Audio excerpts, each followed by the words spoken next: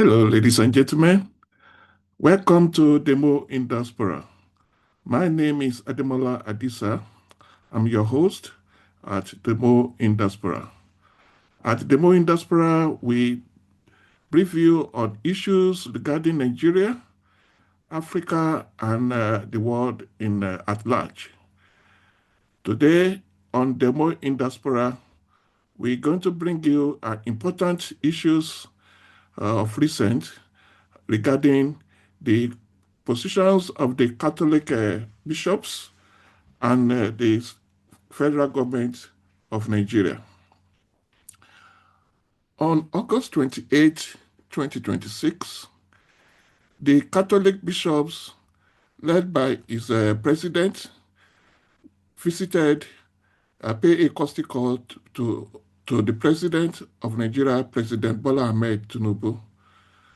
The Catholic Bishop Conference of Nigeria, led by his president, visited President Bola Hamed Tinubu, and during the visit, they briefed the president about their feelings from their parishes, from their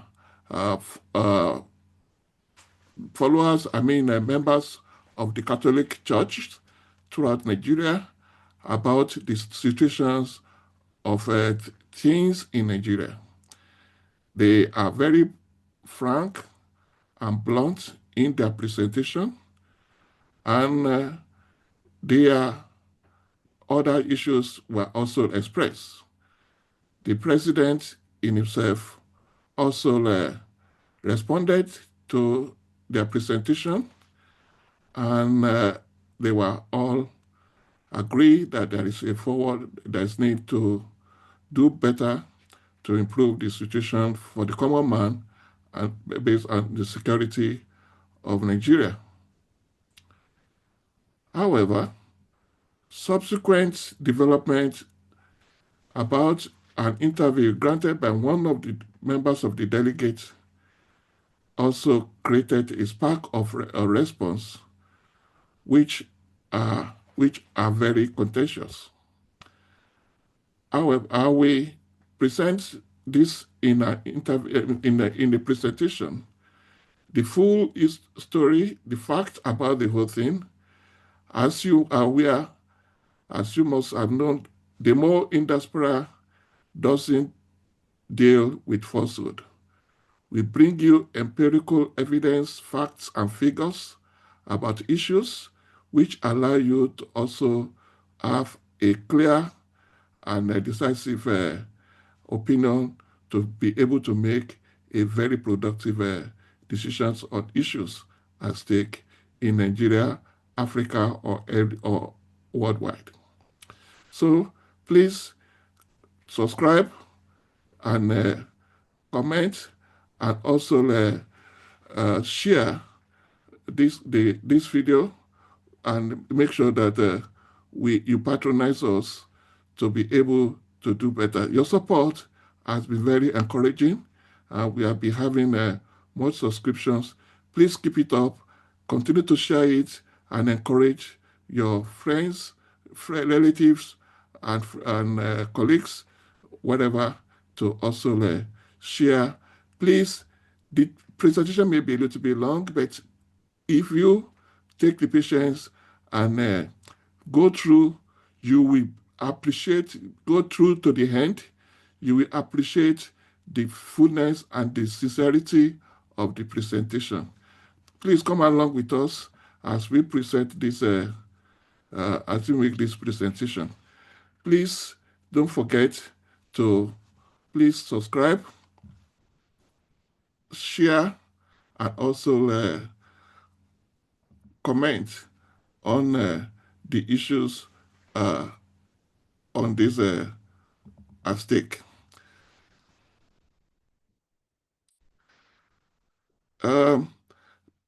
This is captions: Catholic bishops versus Tinubu, a contest between separation of the church and the state. Some see this as the state and the church trying to dictate the direction of the state and also try to impose their opinions on the president. Is it so? And what exactly is the true situation of things? I will bring you, let's look at first what are the things that transcend on that day and what are the demand of the Catholic bishops conferences of Nigeria. And actually, as I said, on the 28th of August, July 2026, the Catholic Bishops of Nigeria, Catholic Conference of Nigeria, paid a courtesy visit, as they usually do, to the president. And in that president, and the courtesy visit led by the Archbishop Man-Oso in Ndagoso, the Archbishop of Kaduna, who is current president of the Catholic Bishops Conference of Nigeria. In their presentation, they double on key issues. First of this issue is insecurity and existential threat to not only Nigerians, but also particularly to the members of the Catholic or Christians in general. In there, say they mention that our nation, in their comment, they say our nation still remain a favorable destination for terrorists, banditry, and nowhere is safe. Our sovereignty is at stake. Mr. President, our nation is bleeding. Rising violence across regions threatening national stability and civil safety. They also express concern about democracy and the coming election in 2027. There's a concerns over the constrictions of political space and fear of a one-party state. Anything short of transparent, free, fair, and credible election in 2027 will be an invitation to avoidable disaster. This is quoting exactly the word of the president of the Catholic Bishops Conference of Nigeria. They also call for safety, call for safeguarding democratic institutions, and include political participation. The Christian also, the third on it is the Christians concerned, they are concerned about the Christians, legitimate concern about their place, the Christian place in Nigeria,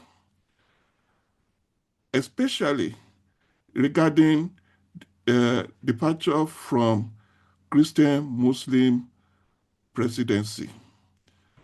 Supreme Court judgment of 10th of February 2026 on religious freedom and land for churches in the north. Urgent need to uphold constitutional protection for religious communities. Here they are particular about the issue about the religious legitimate concern about the spread of Christianity in the north and the fear plague, especially also that the Christians should be allowed to build their churches and give a free hand as defended by the Supreme Court judgment of 10th February 26. They also concerned about the presidency of Muslim Christian presidency traditions that was departed from in 2023. They also especially that constitutional protection for all religions in every communities should be guaranteed. Also on economic and education, they commend the government now fund student loan to support Nigerian students. They, however, criticize fuel subsidy removal and naira devaluation impact on families and education costs. Reference March 25 also about their meeting, about pronouncement on March during the conference, the Christian Catholic Bishop Conference of Nigeria meeting on ongoing banditry and kidnapping of over 204 priests and seminarians. So that is, these are the four major concerns. They are, in as much as they appreciate government program, especially on NELFO that are relief for students, they also, however, also show concern about the removal of a subsidy and also the of the first subsidy and the naira devaluation.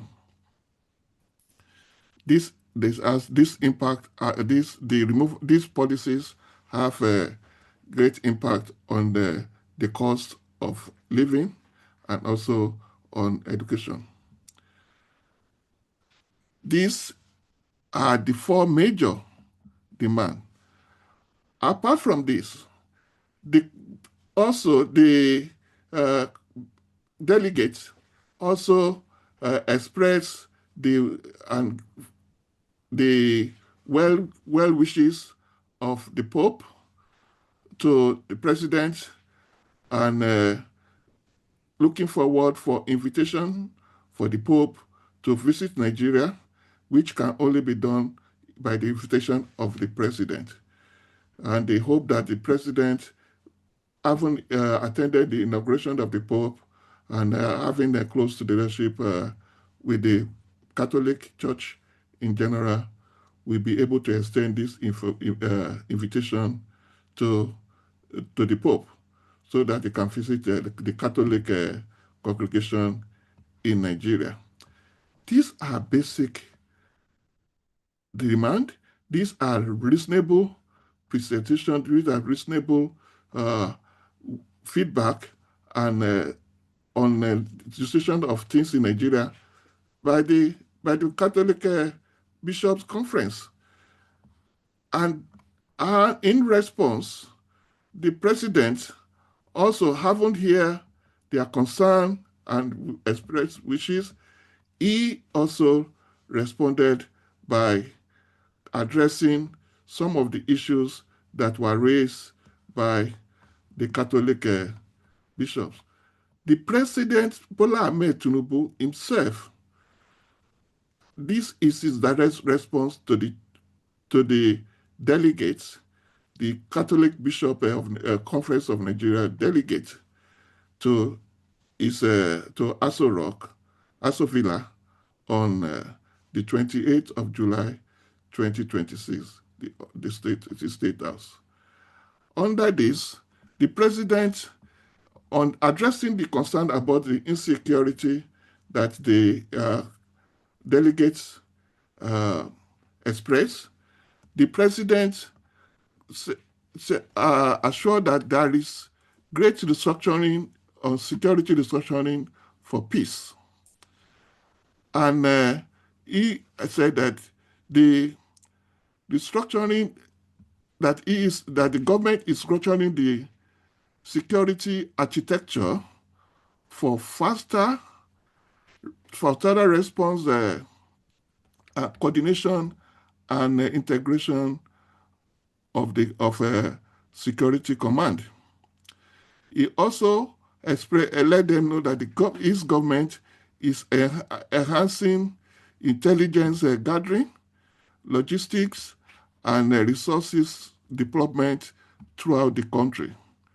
It's also expressed that his government is expanding military presence and establishments especially of new barracks in vulnerable regions, so that the areas that are free, that are not having government presence, will be more, so as to address all this area that is not having enough government presence, which are usually a abode for insecurity. He also in, impressed, let also the delegates know that there is an improvement in personal welfare, modern equipment for the armed forces and the security forces throughout the country. So all the security forces are having improved welfare, and also there are great investment in equipment for them to be able to perform their responsibility. He also expressed let them it's, let it's also expressed let the delegate know that there is ongoing operations to defeat terrorism. He said there is no safe haven for violent criminals, that he is not just sleeping on duty, he has been constantly engaging in, in operations that are addressing this insecurity as, as at when due.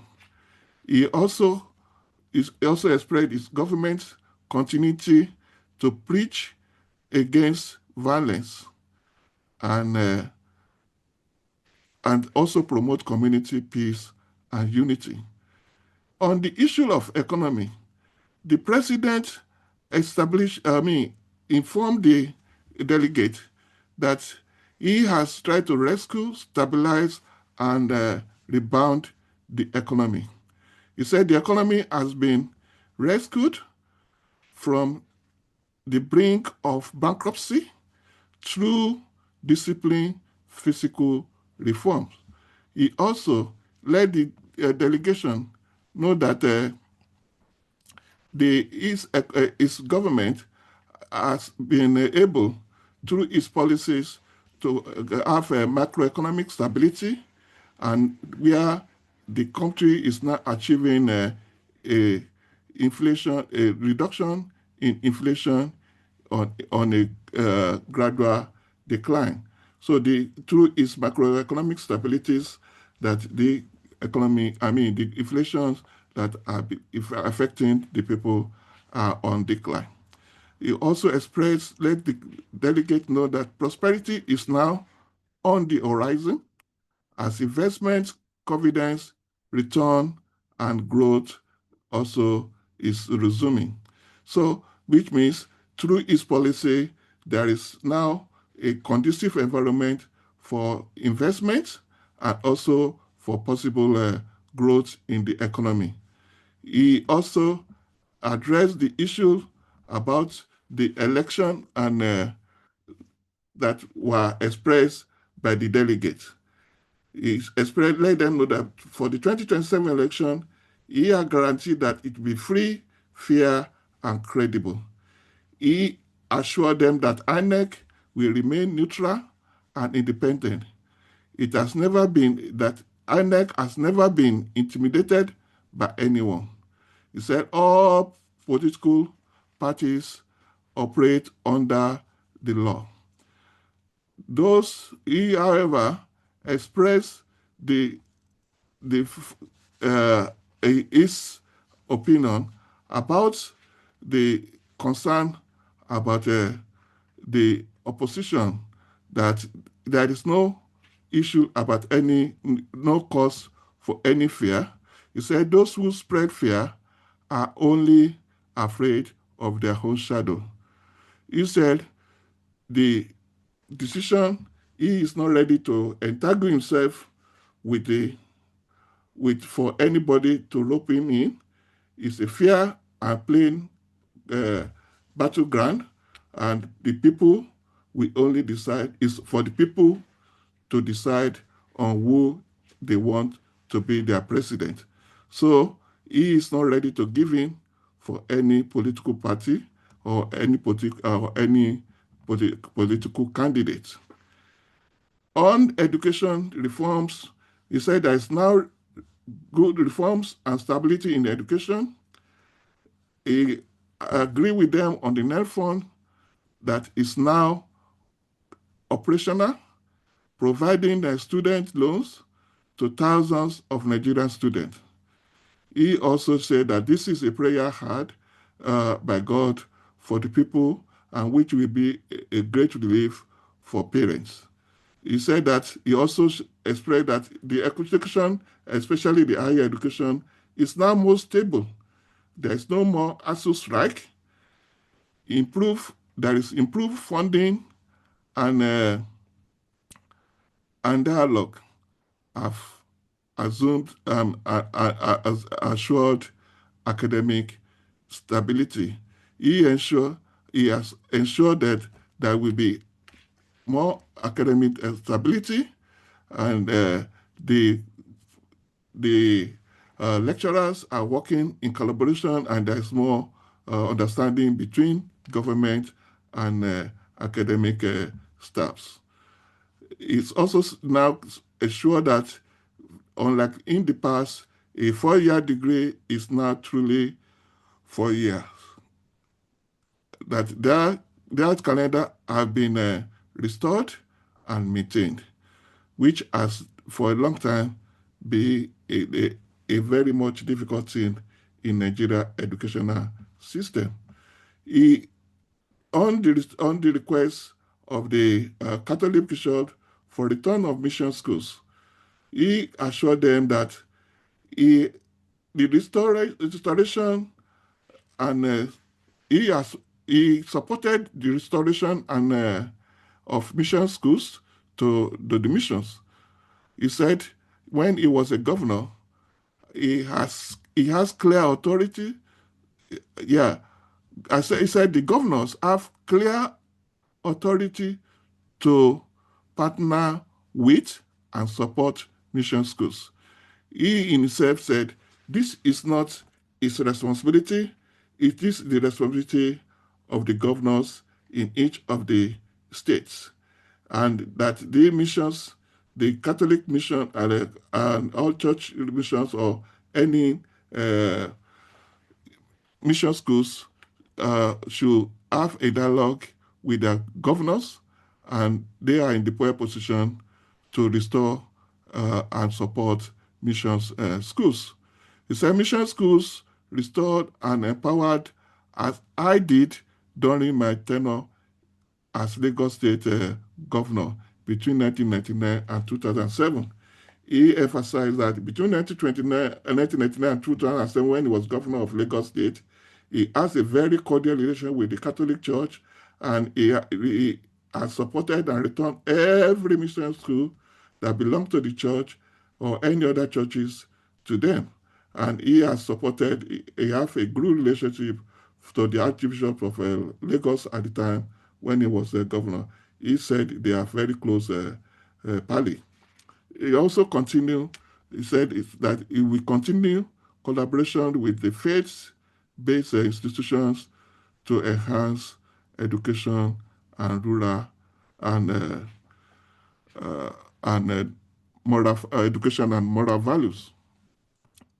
This is the position of the president in response to the message that was delivered by the Archbishop of the Archbishop of Kaduna, the president of the Christian Catholic Bishops Conference of Nigeria.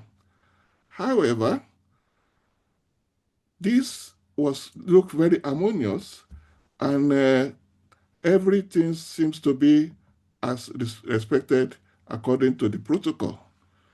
But shortly after the conference, a member of the delegates to the conference, who was formerly a president of the CBCN, that is Catholic Bishops of Nigeria.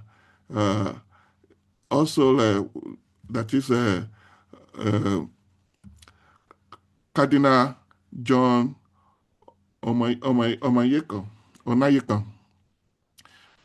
Cardinal John Onayekon went to give an interview to the Arise News, during which he expressed a sort of utterances that doesn't reflect the cordiality that was shown during the delegates' visit to President Bola Hamed Tinubu. He expressed that he is not, because it's not authorized or sanctioned or asked uh, by the delegate to address the news media. He, however, said, as a member of the delegate, he just giving his own personal opinion on what he witnessed on during the delegates, during the delegation's visit to the Aso Villa. According to uh, Cardinal Onayekan, he picture which is retired.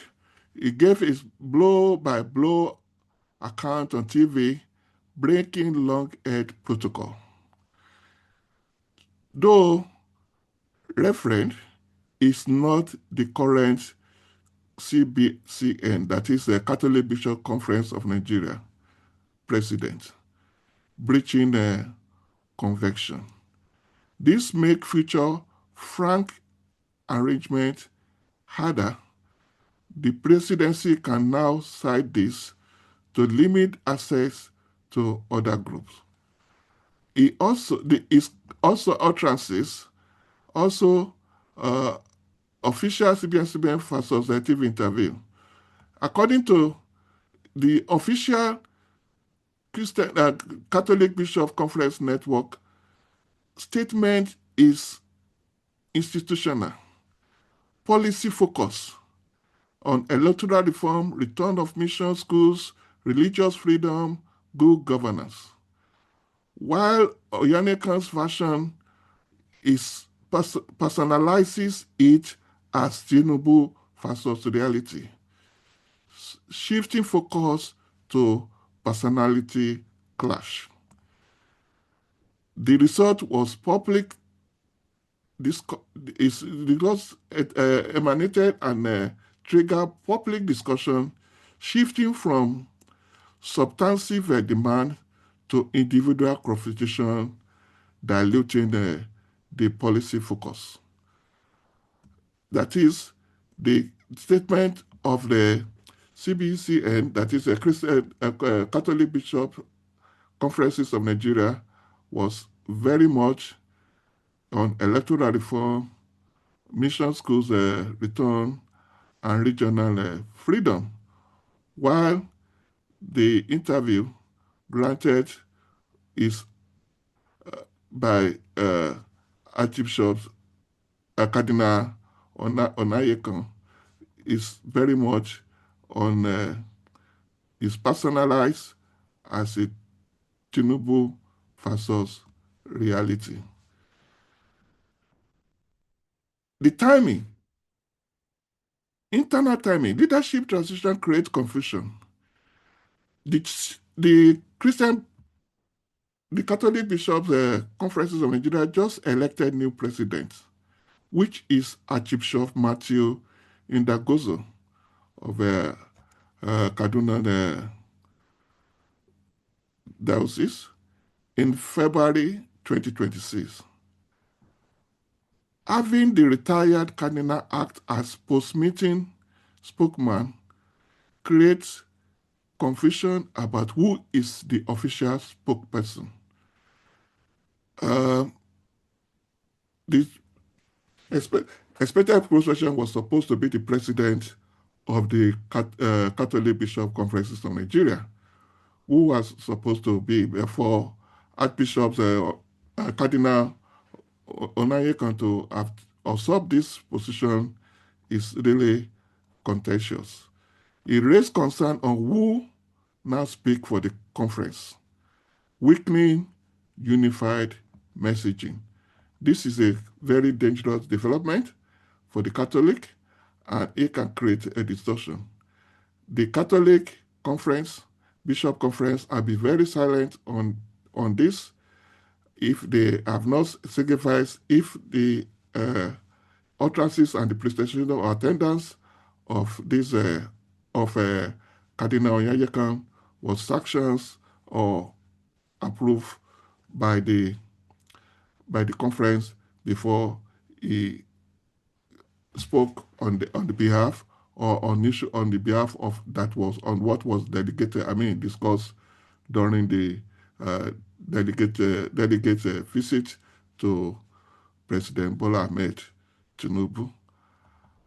Let's look critically at this issue. We want us to look at the implication of Cardinal Onayekan's behavior. The question is, does Cardinal Onyayekan's conduct violate principle of separation of church and state?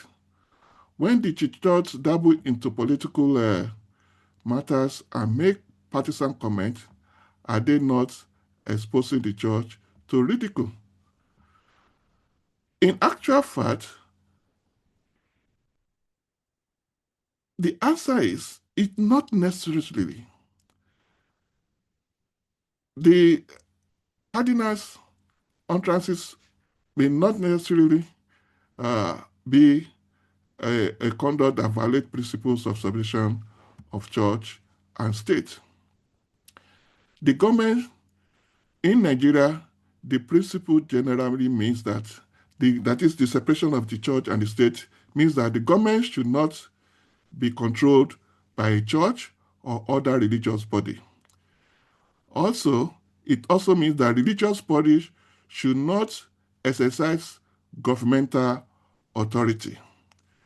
It also means that citizens and religious organizations are free to comment on public affairs. So, therefore, the cardinal's comment on government poverty, election corruption, or human rights does not by itself violate the principle of separation of church and the state.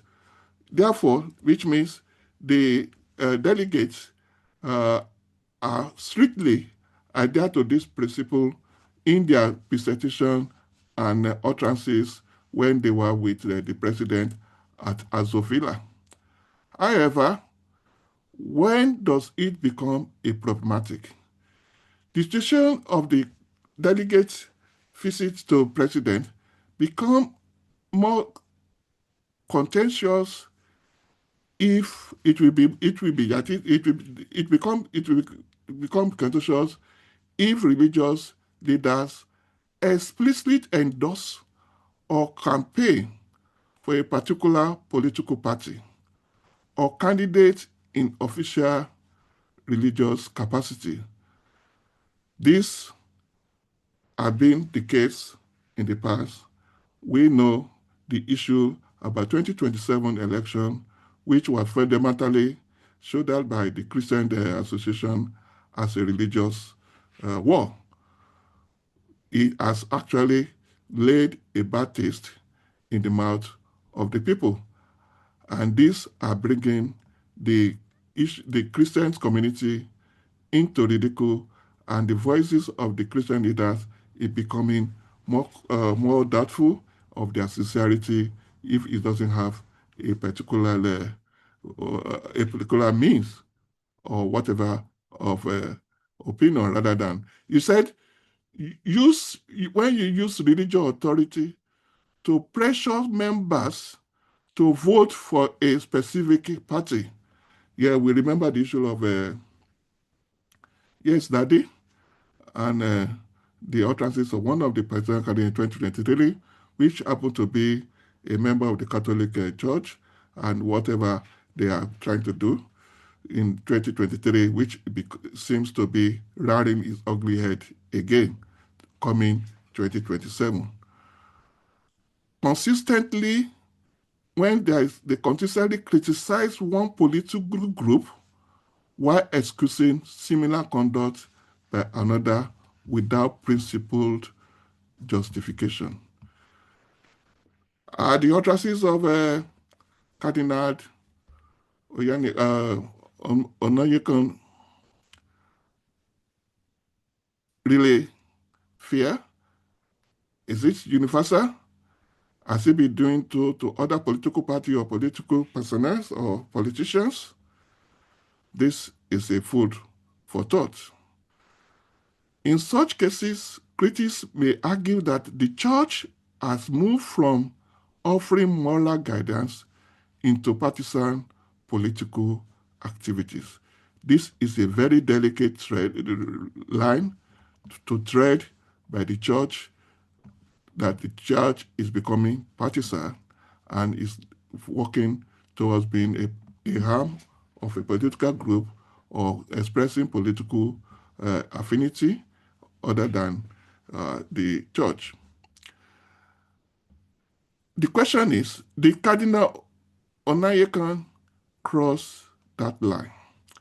The line that divided between the church and the state.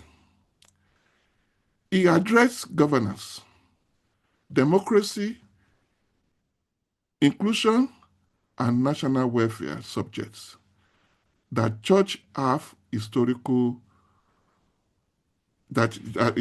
commented on. This cannot be a cross of the line. He did not officially campaign for an opposition party during the meeting with the president. He doesn't express that he's coming, nor the delegates express that they are coming on behalf of any political party or any politicians during the visit, so they cannot be accused of crossing the line. His criticism were direct at public policy rather than party politics. So, in essence, he is criticizing government policies and not the party politics. But that was the stand of the delegates. But in the discussion and utterances of Cardinal Onayekan, does this really show any sign of partisanship?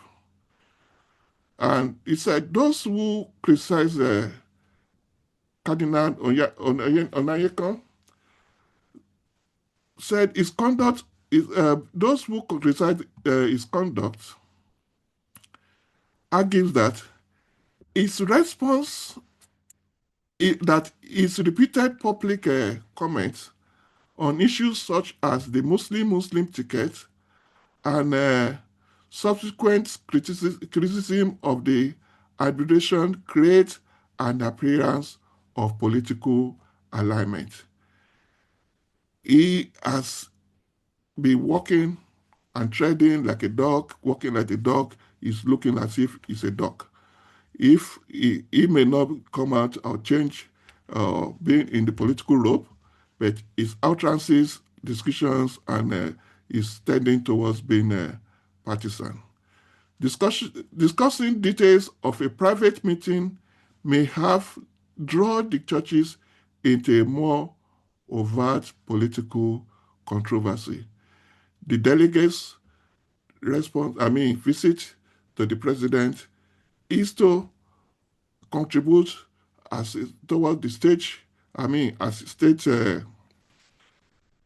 pressure group to let the president be aware of the feelings of the church members throughout the Nigeria about the effect of government policies. But the discussions were very private, very cordial, and this is the protocol that's normally expressed when there is pressure organizations are expressing dialogue with the government rather than being confrontational. Frequent public interventions by the church or by political or clergymen risk making the church appear as another political actor. The church have to be very careful not to be roped and be castigated as another political party. They are not a political party. They are supposed to be apolitical. They are supposed to be fair and, and respect the political interests of their members. Not all Catholic members belong to a unified political party. Catholics church doesn't set up any political party. There are differences of political affiliations. The church should not be seen as if the church is promoting a certain political group or antagonizing or attacking a certain political party. Members who support the members of the church support members of the church who support different political parties may feel the church no longer represent them equally. The church's moral authority may be questioned if it appears selective in its criticism.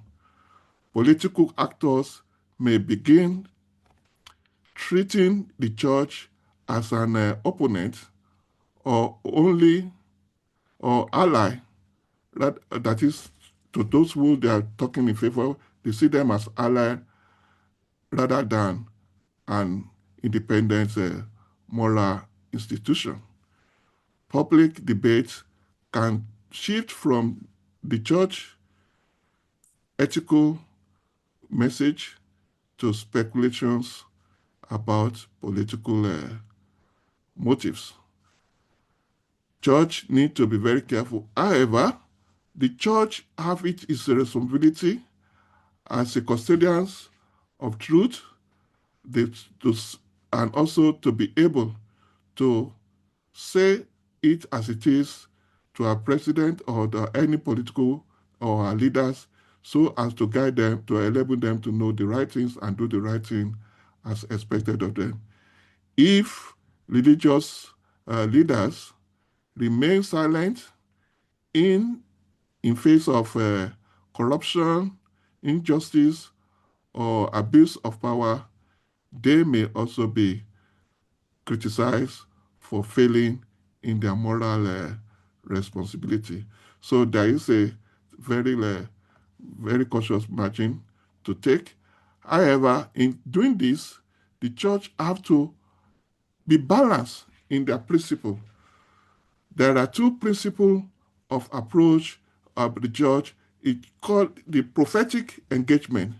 This is where this applies to moral prescriptions concerning, that is moral prescriptions contain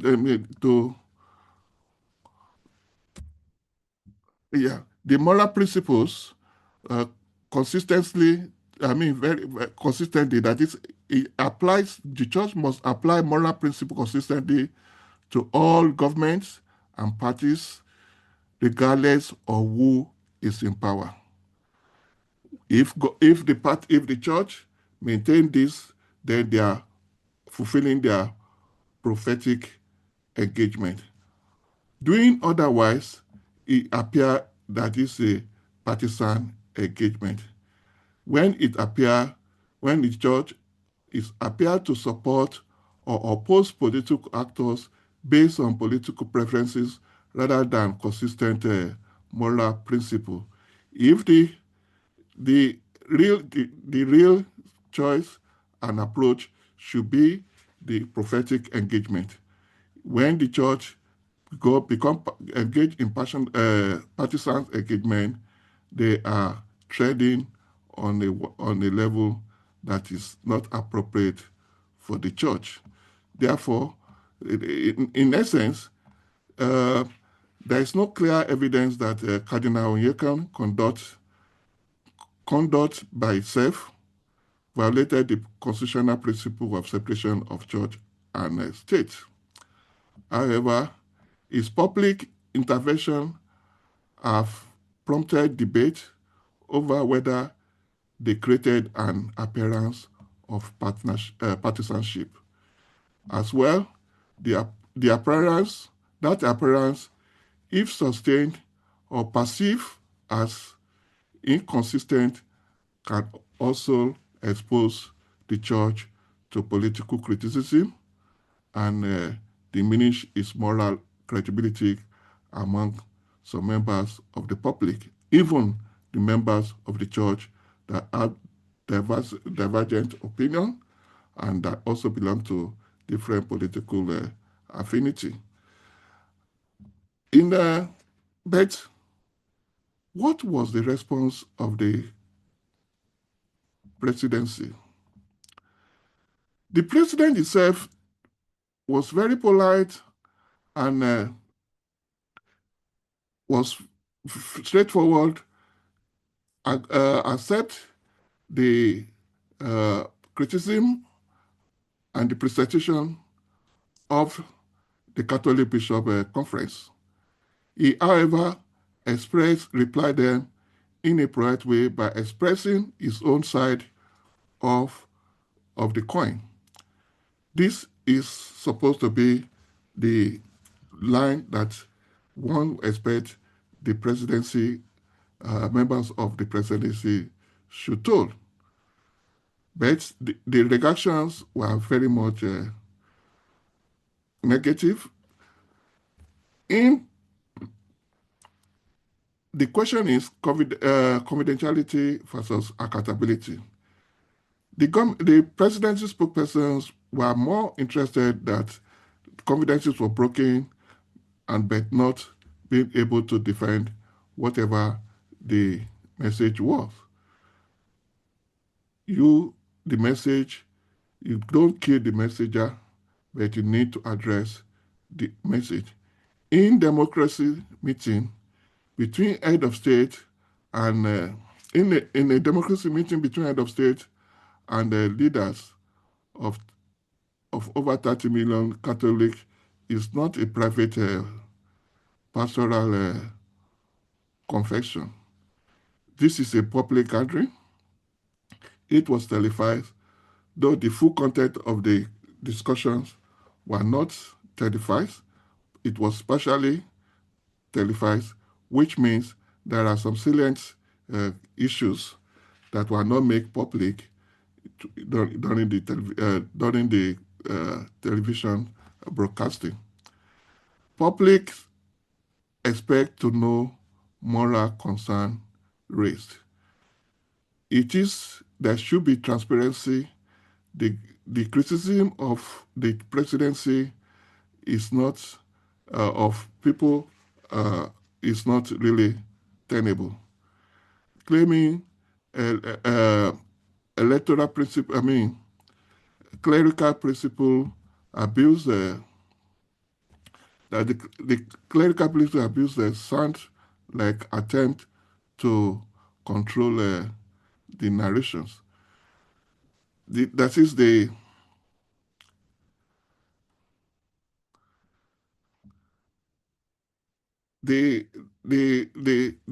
clericals claiming that they claim that they try to abuse sounds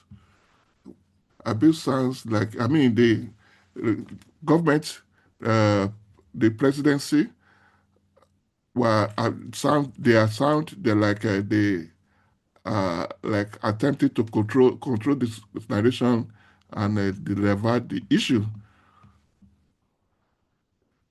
The president knows better argument.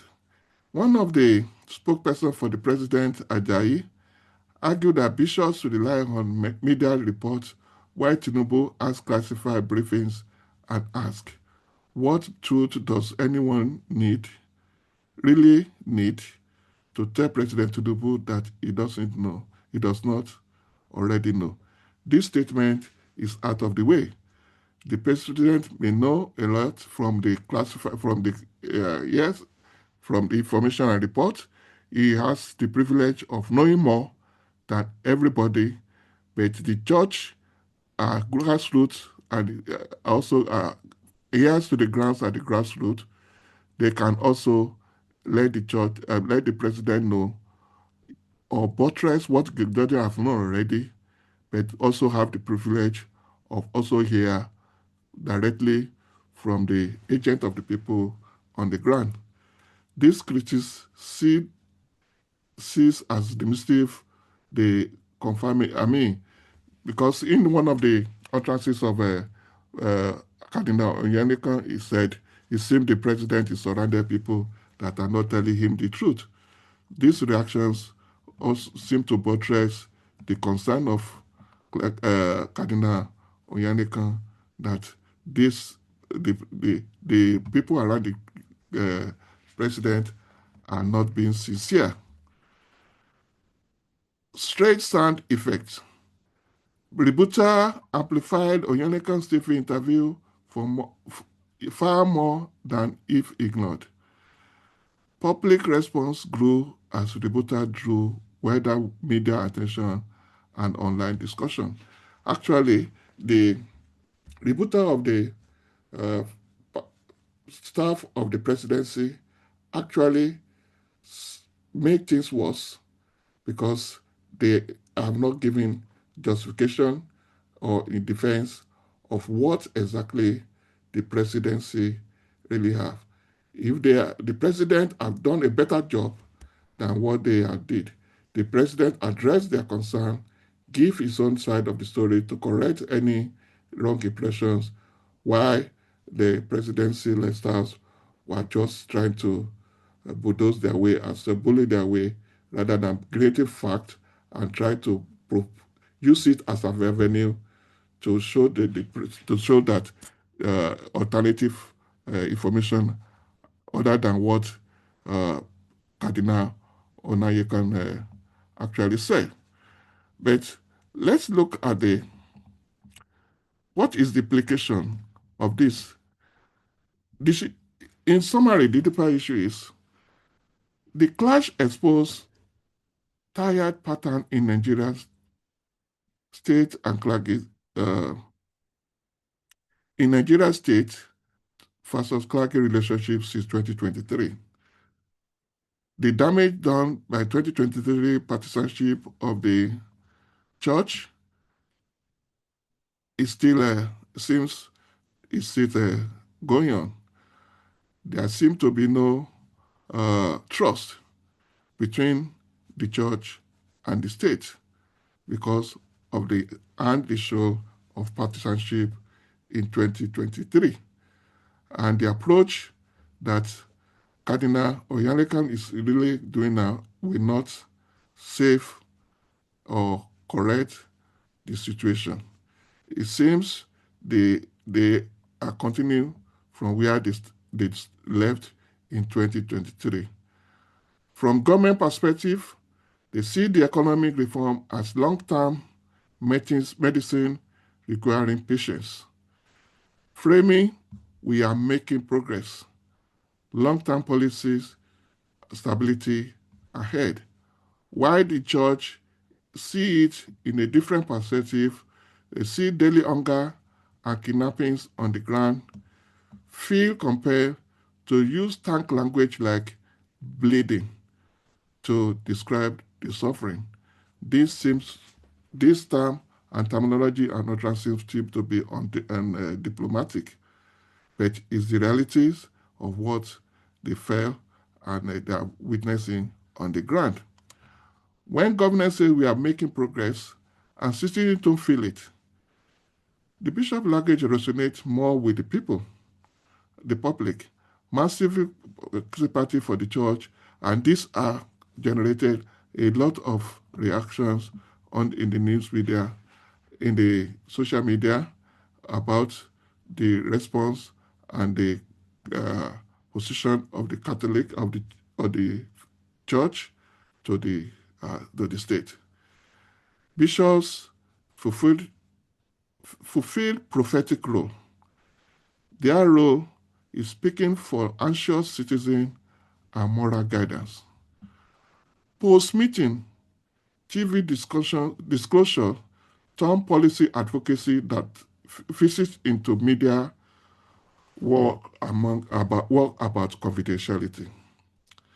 The presidency, by attacking the messenger on privilege grounds, rather than publishing details point-by-point response to the Christian Catholic Bishops Conference of Nigeria memo, is also make them lost the opportunity to reassure Christians constituency bishops said was anxious about.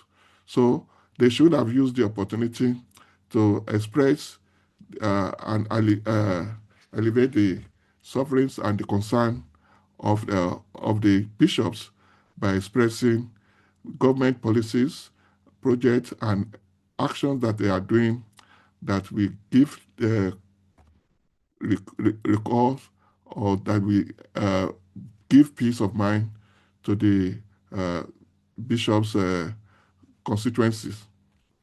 So, in light of this, I hope this will be taken more better in the future, and people should be able to please bear in mind that the responsibility of government is not by people in government alone. It's a joint responsibility of us all. And if the people express their concern or feedback, bring a feedback, this need to be accepted, overlook, and see where things can be improved on, rather than go into confrontation. And this concern need to be expressed in a very polite and cordial and diplomatic way, especially when being done by people that are expected to be morally upright and also to be diplomatic in their presentation with a constituted authority. This, I hope the government and the Catholic Bishops Conference will also learn about this and hope that the leadership within the church and the state will be more of a cooperation rather than a you and I or a divide that it should be a unity. We need to work together to make sure that we bring Nigeria into a peaceful land and address all the concerns and make life better for our people. This is my position. This is the position of the Mo in diaspora. Your comment and advice is welcome. Please subscribe, share, and like this broadcast. Subscribe, please. Thank you so much. I hope to see you in the next video, and I hope you enjoy. I'll take one or two things from this broadcast. Thank you so much. God bless.